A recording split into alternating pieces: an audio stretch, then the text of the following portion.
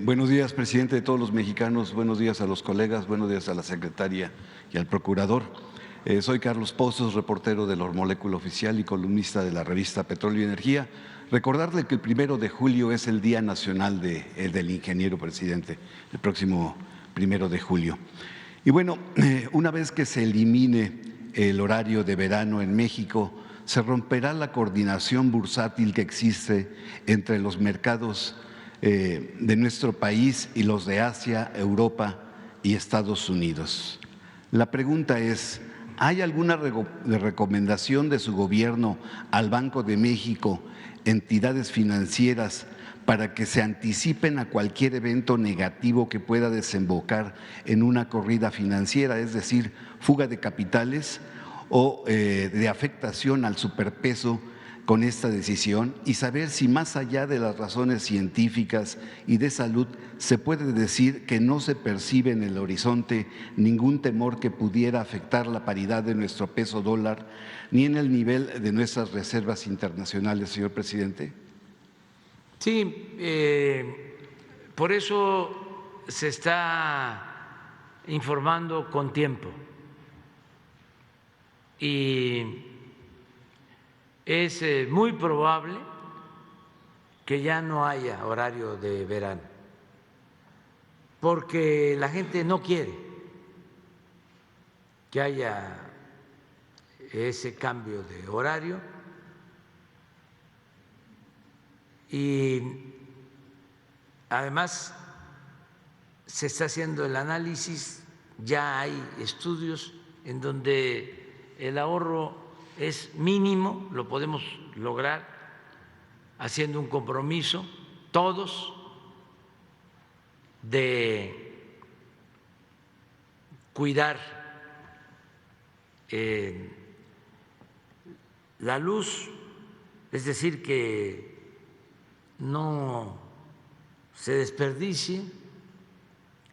Lo va a hacer el gobierno, vamos a presentar un plan en ese sentido y con eso pensamos que lo económico se resuelve.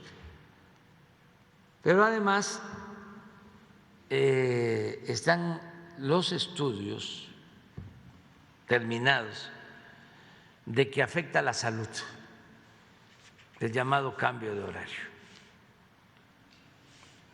Y por encima de la salud, nada, ni nadie. Lo primero es la salud del pueblo. Es un derecho humano. Entonces, hay que irnos preparando. No pasa nada en la cuestión financiera. Antes a los presidentes los acalambraban los tecnócratas.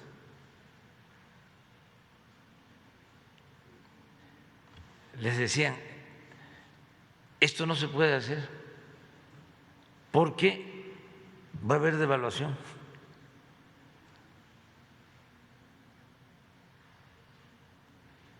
Va a haber fuga de capital. Y ellos mandaban. El presidente les hacía caso en todo.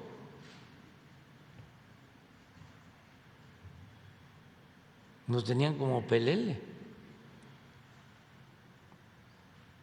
Acuérdense que no aumentaban los salarios de los trabajadores con la mentira de que iba a producir inflación el aumento al salario. Cometieron la barbaridad durante todo el periodo neoliberal de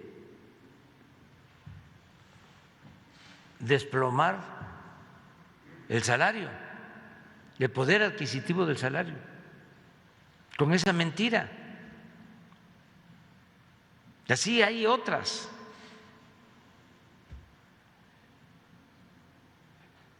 A ver si no tienes lo de la caída del salario en el periodo neoliberal con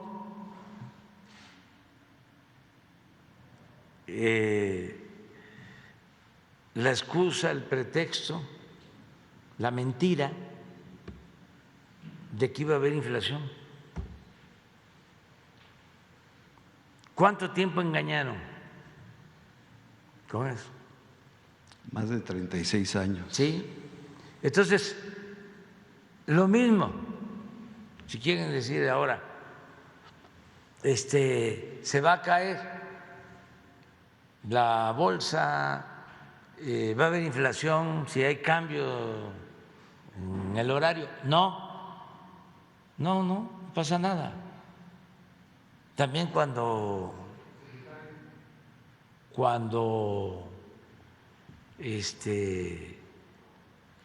la gente canceló en una consulta lo del aeropuerto,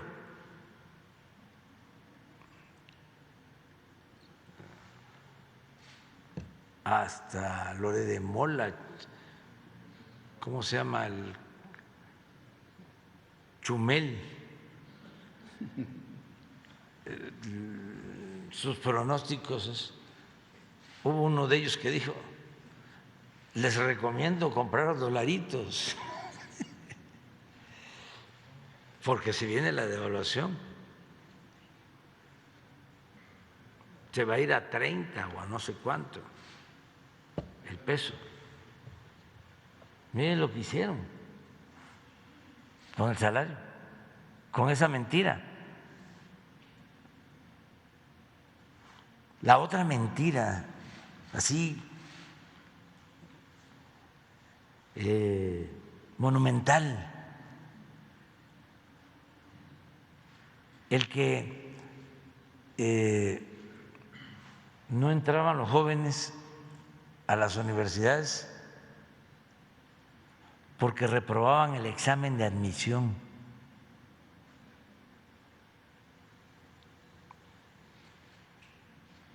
Y así nos dejaron sin médicos, porque lo que querían era privatizar la educación.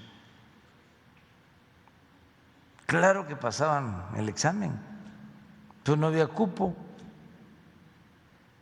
Sí, en la UNAM hacían 125 preguntas, se inscribían 10,000 para medicina.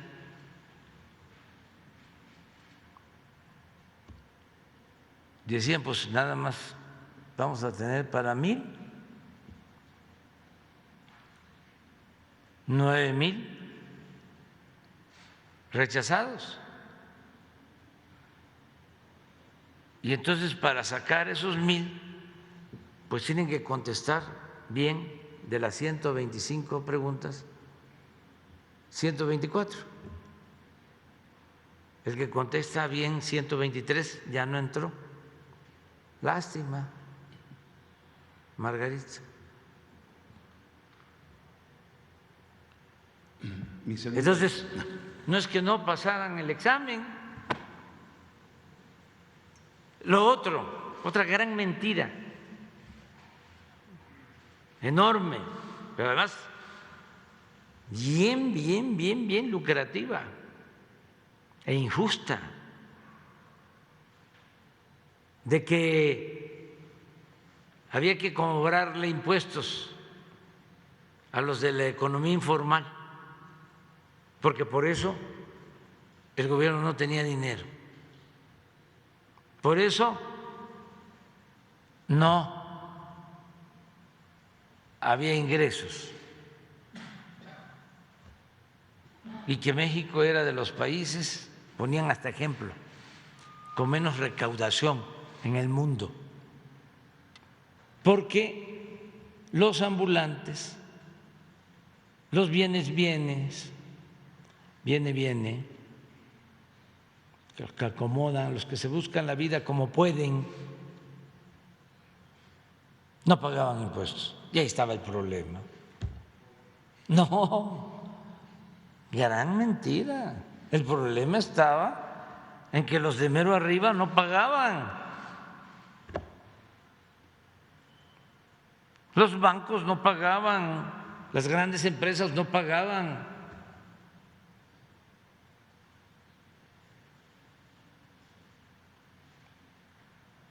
Hay quienes hasta ahora están pagando. Llevaban como 50 años sin pagar impuestos. Los más grandes, porque existía la condonación de impuestos, se legalizaba el regresarles los impuestos, o estaba legalizado regresar los impuestos.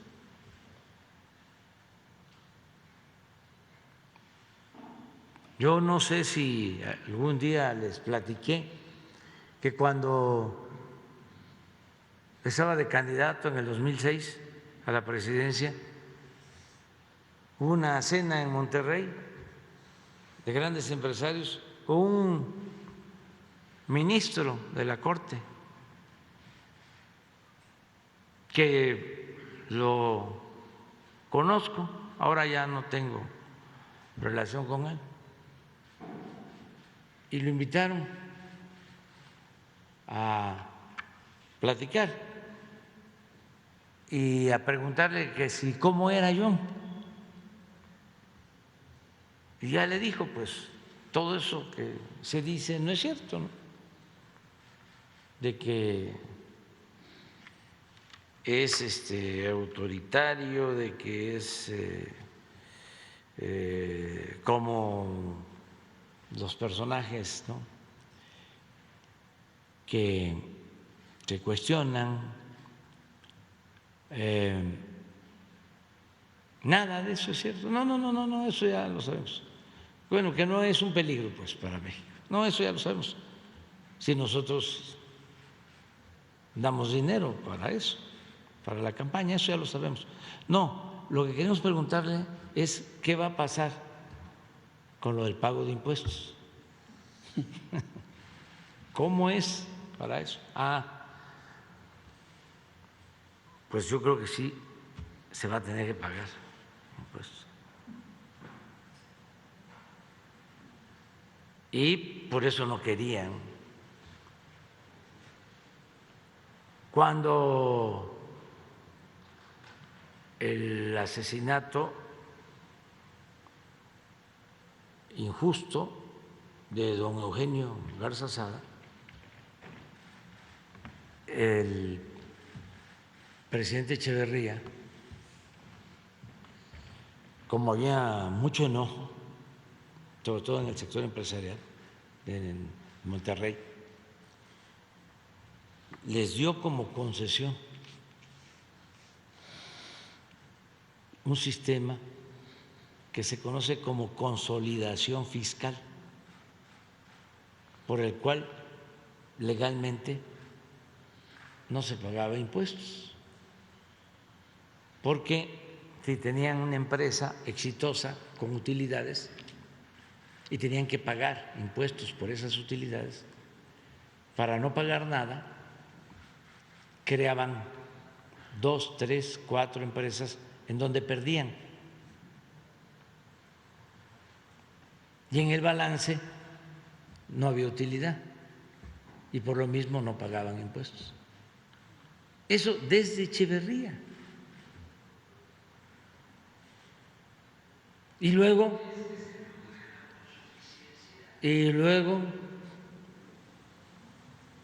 lo de la condonación, cuando se creó el problema de Miguel Alemán Hijo con el SAT, me decía la directora del SAT que se burlaban los más grandes, pues decía, si todos sabíamos de que era cosa de ir a hacer el trámite para que nos condonaran los impuestos. ¿Cómo fue que él no hizo eso? Porque era un asunto legal la condonación de los impuestos.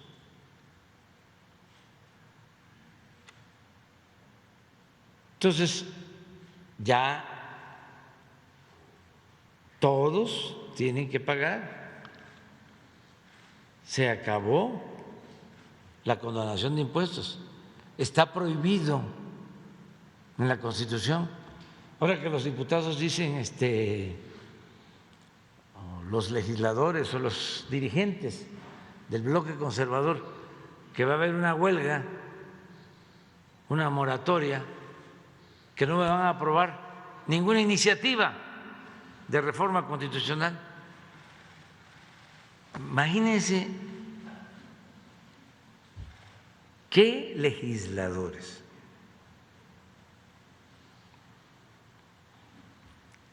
¿A quién perjudican? Al pueblo. Entonces, que ya no vayan, si no van a legislar, que no vayan a la Cámara de Diputados, que no vayan a la Cámara de Senadores, nada más que no cobren, que pidan licencia, porque están declarando que no van a aprobar nada.